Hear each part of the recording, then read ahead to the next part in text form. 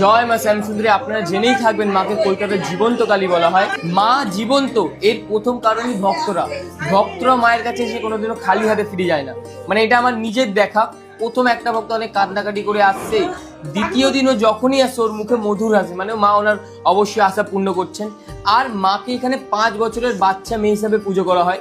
এর পেছনে একটি ঘটনা আছে।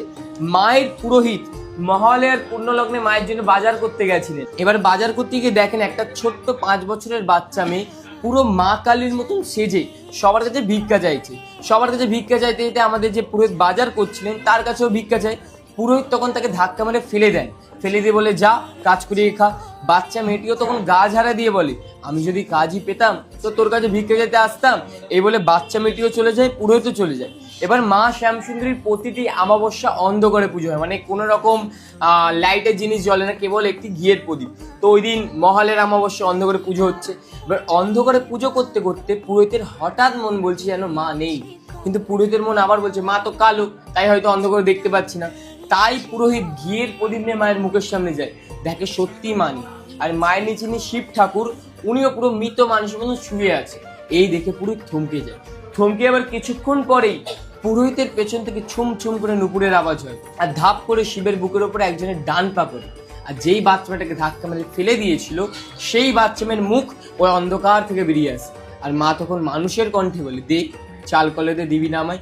এই শুনে পুরোহিত অজ্ঞান হয়ে যায়। এবার অজ্ঞান অবস্থায় মা ওনার মনে মনে বোঝাচ্ছেন আমি শুধু বড় লোকের মা নই রে, আমি গরিবেরও মা। তাই এবার থেকে যে কোনো ভক্ত 1 মুঠো চাল আর একটি পাকালা দিয়ে মাকে পুজো দেয়, মা তাদের প্রতিটা মনের বাসনা পূর্ণ করে।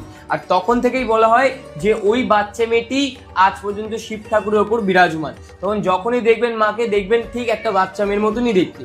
আর মাকে যখন দর্শন করবেন তখন দেখবেন মায়ের বেদের নিচে 9টি বিগ্রহ আছে, নবগ্রহ বিগ্রহ। এই বিগ্রহ থাকার পেছনে একটি বিশেষ কারণ, আমাদের মানুষ জীবনে অনেক রকম গ্রহ দোষ হয়, মাঙ্গলিক, কালসর্প, বিভিন্ন গ্রহ জাতীয় দোষ। এই দোষ থেকে মুক্তি পাওয়ার জন্য বিভিন্ন রকম পাথর, মাদুলি, কবচ ইত্যাদি ধারণ করতে হয়, কিন্তু সবার তো সামর্থ্য হয় না এইসব করার। তাই মাকে যদি কোনো ভক্ত 28টি শনিবার কেবল দর্শন করতে পারে, যে কোনো গ্রহদোষ থেকে এমনি মুক্তি হয়। কোনো রকম পাথর, মাদুলি, কবচ ইত্যাদিতে কিছু লাগে না, কেবল মায়ের মুখমণ্ডল দর্শন করতে হয় 28টি শনিবার।